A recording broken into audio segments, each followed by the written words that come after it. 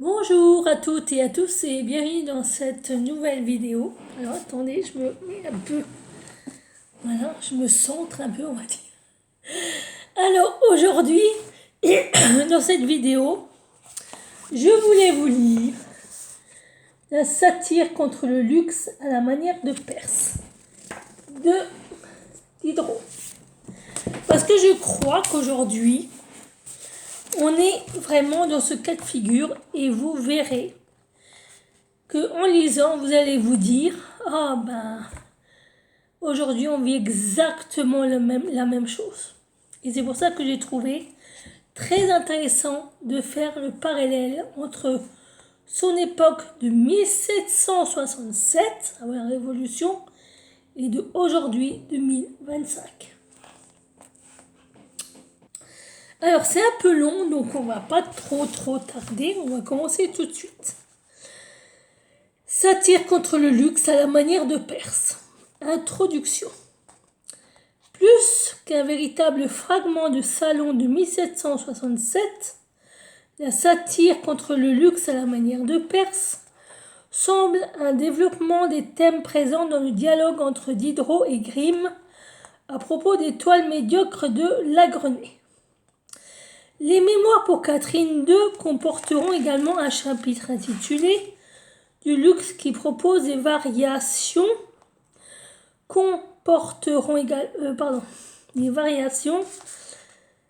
sur les mêmes thèmes. Maudit soit à jamais le premier qui rendit les charges vénales. S'exclame le Diderot du salon. Maudit soit le premier qui rendit les fonctions publiques vénales. Reprend la satire. L'éducation fut sans vue, sans aiguillon, sans base solide, sans but général et public, constate le premier texte. La satire répond en écho. L'éducation resta sans aucune base solide. Les reprises ne sont pas moins visibles entre la satire et les mémoires. La première imagine une fable à la manière de Perse de La Fontaine. L'éléphant est imité par le bœuf lui-même, suivi par la grenouille. Conclusion, les trois animaux périrent. Les mémoires pour Catherine II sont moins imagées. Cette nation serait parfaitement représentée par trois animaux symboliques qui, s'efforçant de garder entre eux une certaine proportion de volume, s'enfleraient successivement et à l'envi les uns des autres en finiraient par crever tous les trois. Ce chapitre 26 des mémoires contient d'ailleurs 2 pages sur les conséquences du luxe sur les beaux-arts.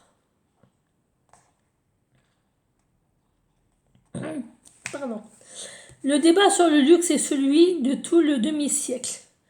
Soit que Rousseau le situe sur le terrain social pour dénoncer l'inégalité entre les classes, soit que les physiocrates le placent sur le terrain économique en opposant le luxe productif au luxe de pure ostentation. Avec Rousseau, Diderot stigmatise la perte de toutes les valeurs morales qu'entraîne la recherche systématique de l'enrichissement. Avec les physiocrates, il distingue un bon luxe qui fait passer de la frugalité originelle à une aisance génératrice d'art et un mauvais luxe qui entraîne l'art vers des productions de divertissement mondain. Le grand art dont il rêve est à la fois incompatible avec l'austérité lacédémonienne et avec la décadence d'une société dominée par les finances et les filles, de même que l'amour qu'il appelle de ses voeux, refuse en même temps la continence religieuse et la débauche mercenaire. Alors, tout parallèle fortuit,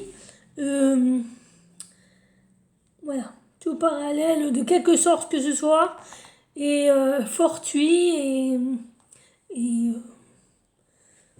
voilà, vous avez compris le truc. Les passions qui mènent au luxe ne sont pas les seules nécessaires dans les citoyens. Elles doivent s'allier à d'autres, à l'ambition, à l'amour et à la gloire et à l'honneur, disait déjà l'article luxe de l'encyclopédie de 1765 qui ajoutait: il faut que toutes ces passions soient subordonnées à l'esprit de communauté. La double postulation excusez-moi, vers la rigueur morale et vers le plaisir esthétique se révèle souvent contradictoire, d'où la forme dialogique de cette satire contre le luxe. L'art national que réclame Diderot doit pourtant parvenir à concilier ces deux exigences. Alors maintenant, je vais vous lire donc cette satire. Là, c'était une introduction. Accrochez-vous bien parce que là, ça va y aller. C'est costaud. Alors, vous jetez sur les diverses sociétés de l'espèce humaine un regard si chagrin que je ne connais plus guère qu'un moyen de vous contenter, c'est de ramener l'âge d'or. Vous vous trompez. Une fois consumé à soupirer au pied d'une bergère n'est point du tout mon fait. Je veux que l'homme travaille, je veux qu'il souffre sous un état de nature qui irait au-devant de tous ses vœux, où la branche se courberait pour approcher le fruit de sa main. Il serait feignant et n'en déplaise au poète, qui dit feignant dit méchant. Et puis des fleuves de miel et de lait. Le lait ne va pas au bilieu comme moi, et le miel m'affadit. Dépouillez-vous donc, suivez le conseil de Jean-Jacques et faites-vous sauvage. Ce serait bien le mieux. Là du moins il n'y a pas d'inégalité que celle qui a plu à la nature de mettre entre ses enfants.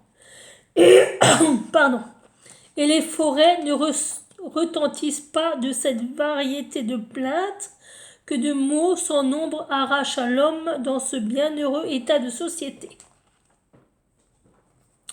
Mais quoi?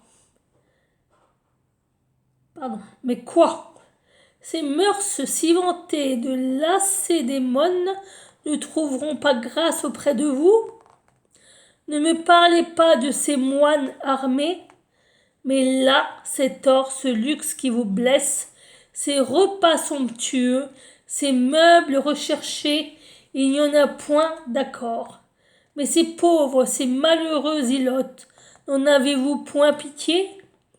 La tyrannie d'un colon d'Amérique est moins cruelle, la condition du nègre, c'est dans le texte, moins triste. Qu'objecterez-vous au siècle de Rome pauvre, à ce siècle où des hommes à jamais célèbres cultivaient la terre de leurs mains, prirent leur nom des fruits, des fonctions agrestes qu'ils avaient exacerbées, où le consul pressait le bœuf de son aiguillon, où le casque et la lance étaient déposés sur la borne du champ, et la couronne du triomphateur suspendue à la corne de la charrue? Oh, le beau temps que celui où la femme des guenillers du dictateur pressait le pied de ses chèvres, tandis que ses robustes enfants, la cognaient sur l'épaule, allaient dans la forêt voisine couper des fagots pour l'hiver.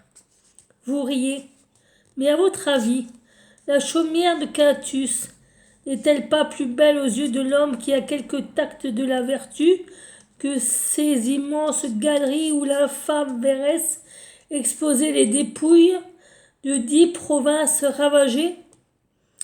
Allez vous enivrer chez Lucius, donc c'est le général romain, qui était célèbre pour son goût du luxe. Applaudissez au poème divin de Virgile. Promenez-vous dans une ville immense où les chefs-d'œuvre de la peinture, de la sculpture et de l'architecture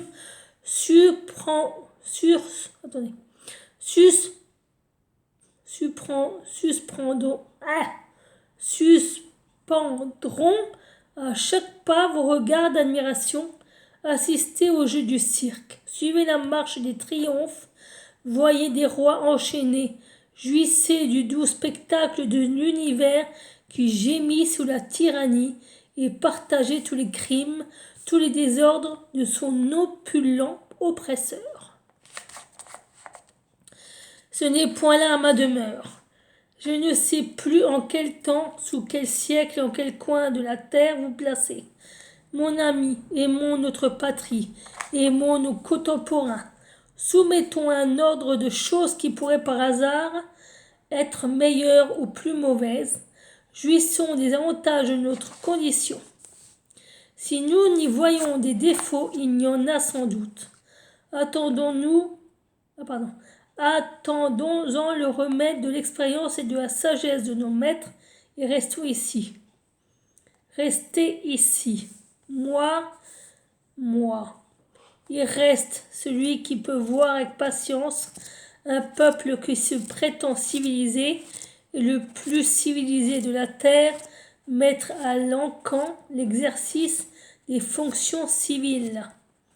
Mon cœur se gonfle et un jour de ma vie, je ne le passe sans charger d'imprécation celui qui rendit les charges vénales.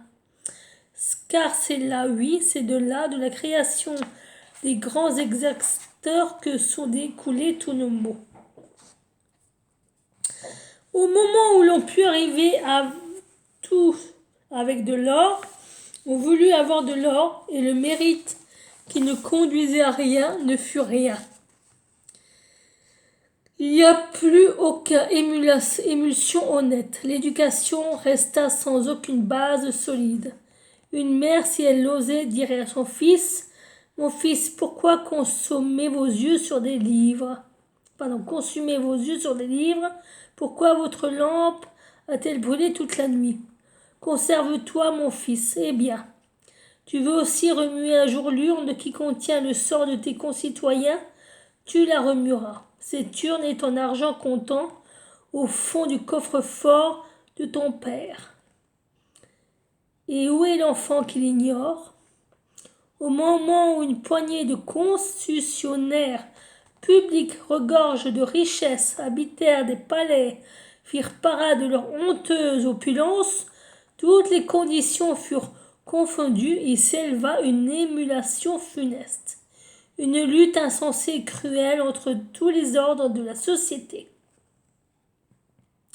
L'éléphant se gonfla pour accroître sa taille, le bœuf imita l'éléphant, la grenouille eut la même manie qui remonta d'elle à l'éléphant. Et dans ce mouvement réciproque, les trois animaux périrent. Triste, mais image réelle d'une nation abandonnée à un luxe, symbole de la richesse des uns et masque de la misère générale du reste. Si vous n'avez pas une âme de bronze, dites donc avec moi, élevez votre voix. Dites, maudit soit le premier qui rendit les fonctions publiques vénales. Maudit soit celui qui rendit l'or l'idole de la nation. Maudit soit celui qui cria la race détestable des grands exacteurs. Maudit soit celui qui engendra ce foyer d'où sortir cette ostentation insolente de richesse dans les uns et cette hypocrisie épidémique de fortune dans les autres.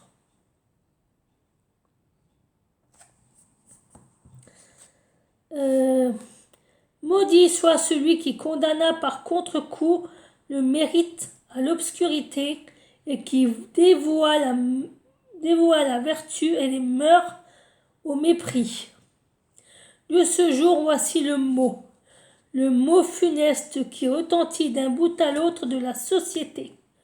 Soyons ou paraissons riches. De ce jour, la montre d'or pendit aux côtés de l'ouvrière à qui son travail suffisait à peine pour avoir du pain. Et quel fut le prix de cette montre ? Quel fut le prix de ce vêtement de soie qui la couvre ? et sous lequel je la méconnaissais, sa vertu, ses mœurs. Il en fut ainsi de toutes les autres conditions. On rampa, on s'avilit, on se prostitua dans toutes les conditions. Il n'y eut plus de distinction entre les moyens d'acquérir. Honnêtes, malhonnêtes, tous furent bons. Il n'y eut plus de mesure dans les dépenses. Le financier donna le ton, que le reste suivit. De là cette foule de mésalliances que je ne blâme pas. Il était juste que des hommes ruinés par l'exemple des pères allassent réparer chez eux leur fortune et se venger sur le mépris de leurs filles. Par le mépris de leurs filles. Mais ces femmes méprisées, quelle fut leur conduite, et ces époux à qui portèrent la dot de leur famille, de leur femme, d'où vient cette fureur générale de galanterie? Dites, où a-t-elle pris sa source? Les grands se sont ruinés par l'émulation du faste financier, le reste s'est perdu de débauche par l'imitation et l'influence du libertinage des grands. Le luxe ruine le riche et redouble la misère des pauvres. De là la fausseté du crédit dans tous les états. Confiez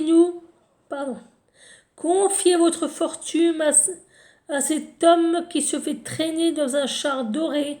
Demain ces terres seront en décret. Demain cet homme si brillant poursuivi par ses créanciers ira mettre pied à terre au fort l'évêque.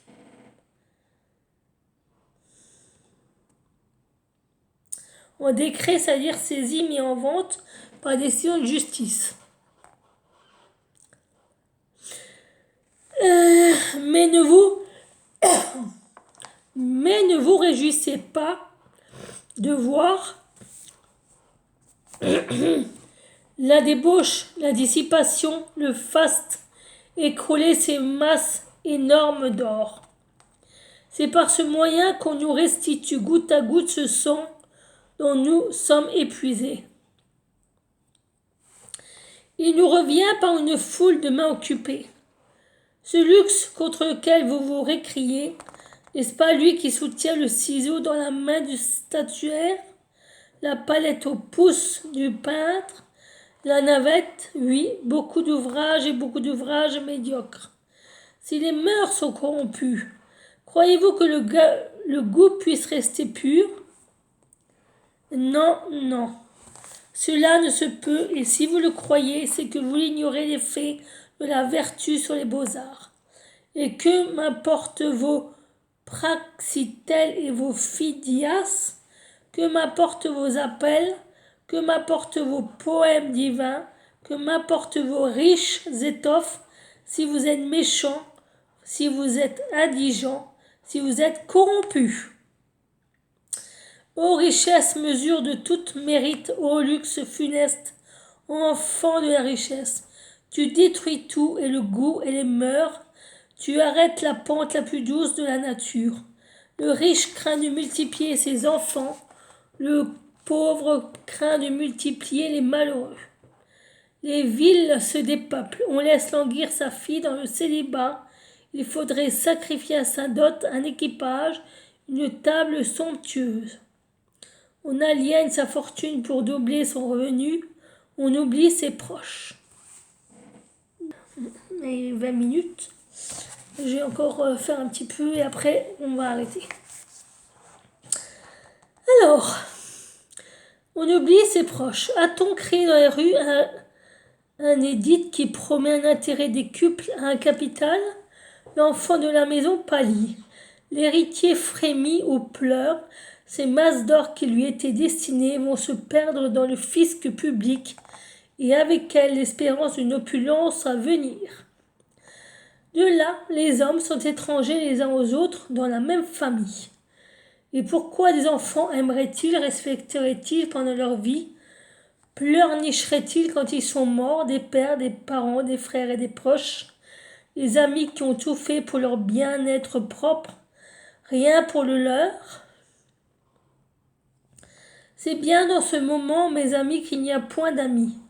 Au père, il n'y a plus de père, aux frères et sœurs, il n'y a plus ni frères ni sœurs. Voilà sans doute un luxe pernicieux, et contre lequel je vous permets à vous et à nos philosophes de se récrier. Mais n'en est-il pas un autre qui se concilierait avec les mœurs, la richesse, l'aisance, la splendeur et la force d'une nation? Peut-être. Ô Cérès, les peintres, les poèmes, les statuaires, les tapisseries, les porcelaines et ces magomèmes goûts ridicules peuvent s'élever entre tes épis. Maître des nations, tendez la main à Cérès. Relevez ces autels, Cérès est la mère commune de tous. Maître des nations, fait que vos campagnes soient fertiles. Soulagez l'agriculteur du poids qu'il écrase. Que celui qui vous nourrit puisse vivre, que celui qui donne du lait à vos enfants ait du pain, que celui qui vous vêt ne soit pas nu. L'agriculture, voilà le fleuve qui fertilisera votre empire. Faites que les échanges se multiplient en 100 manières diverses. Vous n'aurez plus une poignée de sujets riches, vous aurez une nation riche. Mais dites-moi, à quoi bon la richesse sinon à multiplier nos jouissances? Et ces jouissances multipliées ne donneraient-elles pas naissance à tous les arts de luxe? Mais ce luxe serait le signe d'une opulence générale et non le masque d'une misère commune. Maître des nations, ôtez alors son caractère représentatif de tout mérite. Abolissez la vénalité des charges, que celui qui a de l'or puisse avoir des palais, des jardins, des tableaux, des statues, des vins délicieux, de belles femmes, mais qu'il ne puisse prétendre sans mérite à aucune fonction honorable dans l'État. Et vous aurez des citoyens éclairés, des sujets vertueux. Vous aurez attaché des peines au crime, attaché des récompenses à la vertu, et ne redoutez pas pour la durée de vos empires que le laps des temps. Le destin qui règle le monde veut que tout passe. La condition la plus heureuse d'un homme, d'un État, a son terme. Tout porte en soi un germe secret de destruction.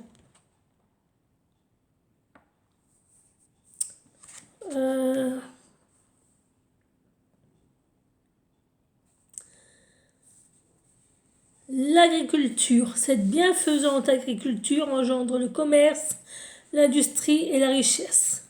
La richesse engendre la population. L'extrême population divise les fortunes. Les fortunes divisées restreignent les sciences et les arts à l'utile. Tout ce qui n'est pas utile est dédaigné. L'emploi du temps est trop précieux pour le perdre à des spéculations oisives. Partout où vous verrez une poignée de terre recueillie dans la plaine, portée dans un panier d'osier, allez couvrir la pointe nue d'un rocher et l'espérance d'un épi. L'arrêtez là par une clé.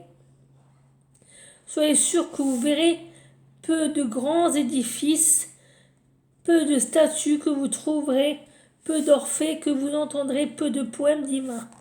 Et que m'importent ces monuments fastueux? Est-ce là le bonheur? La vertu, la sagesse, les mœurs, l'amour des enfants pour les pères, l'amour des pères pour les enfants, la tendresse du souverain pour ses sujets, celle des sujets pour le souverain, les bonnes lois, la bonne éducation, les anges générales, voilà ce que j'ambitionne. Enseignez-moi la contrée où l'on jouit de ces avantages, et j'y vais, fût-ce la Chine. Mais là, je vous entends. Astuce, mauvaise foi, nulle grande vertu, nul héroïsme, une foule de petits vices, enfants de l'esprit économique et de la vie contentieuse. Là, le ministère sans cesse occupé à prévenir la perfidie des saisons, là, le particulier à pourvoir de blé son grenier, nulle chimère de point d'honneur, il faut l'avouer. Où irai-je donc? Où trouverai-je un état de bonheur constant? Ici un luxe qui masque la misère, là un luxe qui naît de l'abondance, ne produit qu'une félicité passagère? Où faut-il que je naisse ou que je vive? Où est la demeure qui me promette à ma postérité un bonheur durable? Allez où les mots portés à l'extrême vont amener un meilleur ordre de choses? Attendez que les choses soient bien et jouissez de ce moment. Et ma postérité, vous êtes un insensé, vous voyez trop loin. Qu'étiez-vous il y a 4 siècles pour vos aïeux? Rien. Regardez avec le même œil des êtres à venir qui sont à la même distance de vous. Soyez heureux, vos arrière-neveux deviendront ce qu'il plaira au destin, qui dispose de tout. Dans l'Empire, le ciel suscite un maître qui amende ou qui détruit. Dans le siècle des races, un descendant qui révèle ou qui renverse. Voilà l'arrêt immuable de la nature. Soumettez-vous-y. Alors, pour ceux qui n'ont pas compris, Diderot critique le pouvoir. Il dit que le luxe ne sert à rien, je vais être cru de mes paroles, s'il n'y a que des ânes battés. Ça sert à quoi d'être riche, d'être puissant, d'être machin, si on n'a pas de vertu, si on n'a pas de morale, si on n'a pas de mœurs? Ça sert à rien. Parce que tôt ou tard, ce pouvoir-là se casse la gueule. C'est immuable, et c'est lui qui le dit. C'est immuable, c'est la nature qui le décide, c'est le destin qui le fera. Voilà ce que c'est dit. Si par contre, il y a un État qui partage ses richesses de part égale, de façon égale, en prenant soin de son peuple, celui-là aura la vraie richesse, sera riche de tout, parce qu'il sera aimé. Et lui, il sera vertueux. Voilà ce que ce texte dit.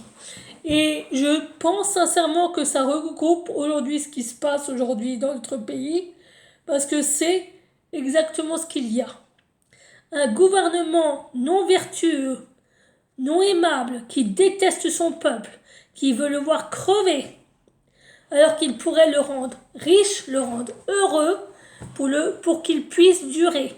Mais apparemment, il aime sa propre destruction, donc je pense que plus il va appauvrir son peuple, plus il va s'autodétruire. Voilà ce que je dis. Après, chacun voit midi à sa porte.